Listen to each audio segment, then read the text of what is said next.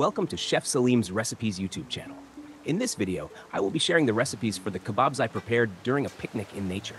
We'll be making Adana Kebab, grilled chicken wings, lamb shish kebab, chicken thighs roasted in a tin, and grilled Turkish Sujuk.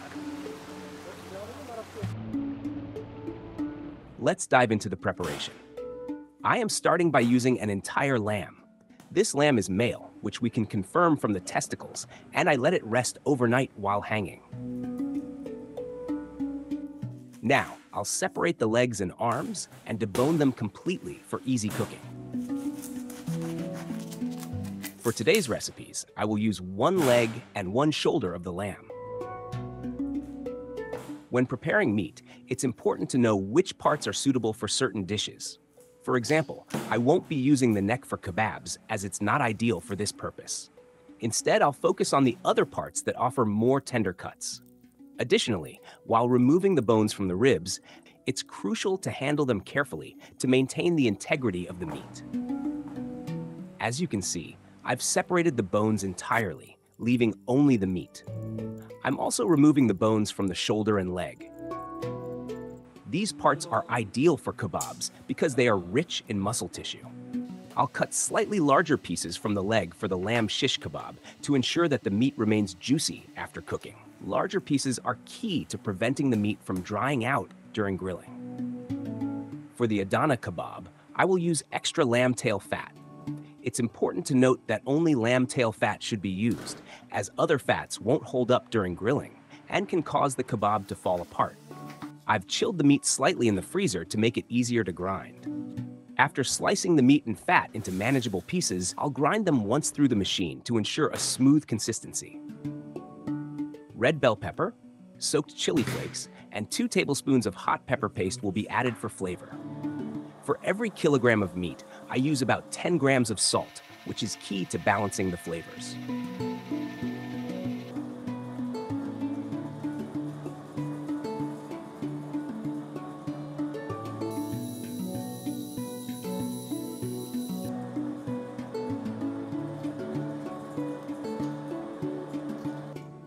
Once everything is combined, I'll give the mix a thorough blend.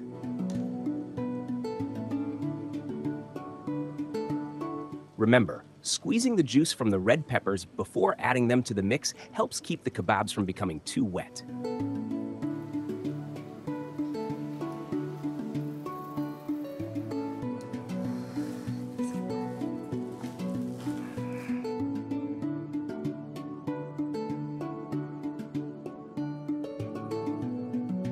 With the Adana Kebab ready, let's prepare the marinade for the lamb shish and chicken.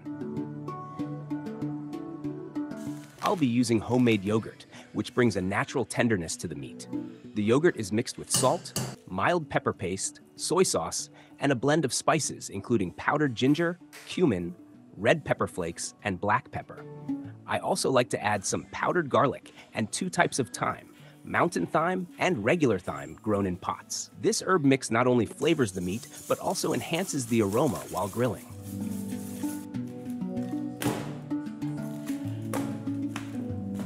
Now, I'm adding the chicken thighs and wings to the marinade, making sure to thoroughly coat the meat. I have 4 kilograms each of chicken wings and thighs, and I'll use the remaining marinade for the lamb shish. It's essential to let the meat rest in the marinade for a while so the flavors can fully develop.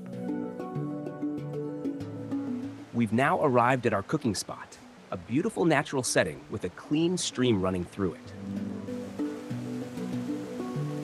Cooking in an open environment like this adds a rustic, smoky flavor to the food, especially when using wood or coal fires. The surrounding area is home to wild mushrooms, though I'm unsure if they're edible, so I'll refrain from using them. After exploring the area, I've chosen the perfect spot to set up the grill. Using the stones we brought along, I'm constructing a long grill that can accommodate our skewers.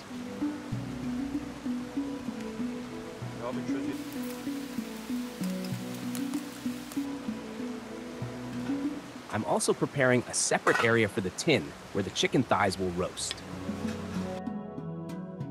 This method of cooking chicken thighs in a tin creates a unique, smoky flavor, And by covering the tin with earth and lighting a fire around it, the meat cooks evenly in its own juices.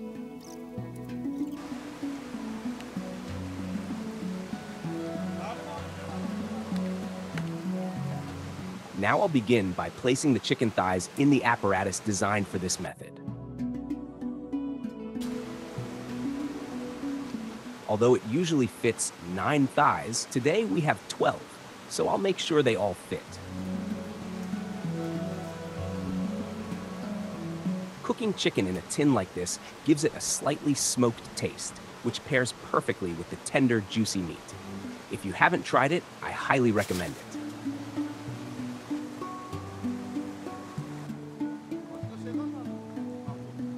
While the fire is being started, I'll prepare the skewers for the Adana Kebab. It's important to use cast iron skewers as they retain heat well.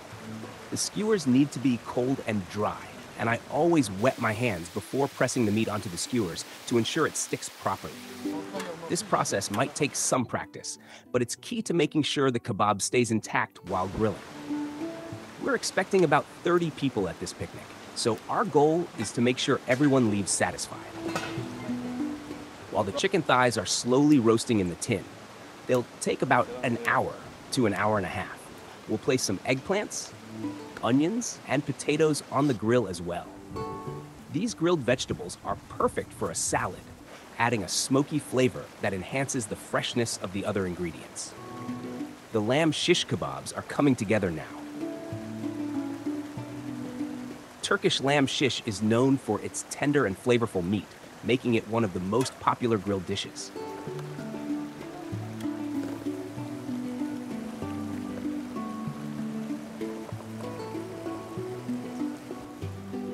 Alongside, we're grilling the chicken wings, which are especially tasty on the grill due to their crispy skin. As people start to arrive, it's clear they're eager to eat after exploring the area. Some have even dipped their toes into the stream, so we'll need to serve them their kebab plates quickly. Fortunately, I have some helpers who are busy preparing the salad, which consists of tomatoes, lettuce, cucumber, parsley, and grilled vegetables.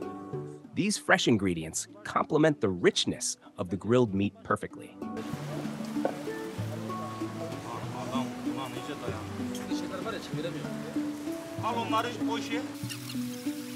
Once the lamb shish is ready and the Adana kebabs are cooked, we'll serve them in warm flatbreads with grilled chicken wings and roasted chicken thighs.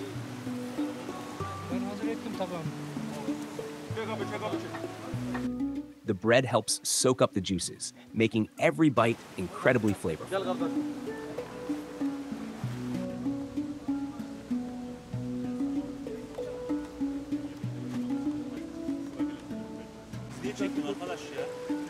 For those who still have room, we're frying some Turkish Sujuk, thick slices of 100% beef sausage, cooked just enough to keep them juicy without drying out. Finally, I'll check on the chicken thighs in the tin.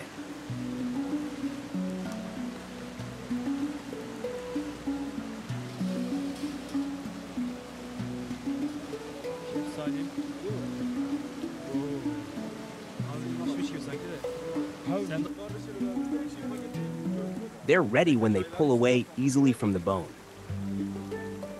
indicating they're perfectly cooked.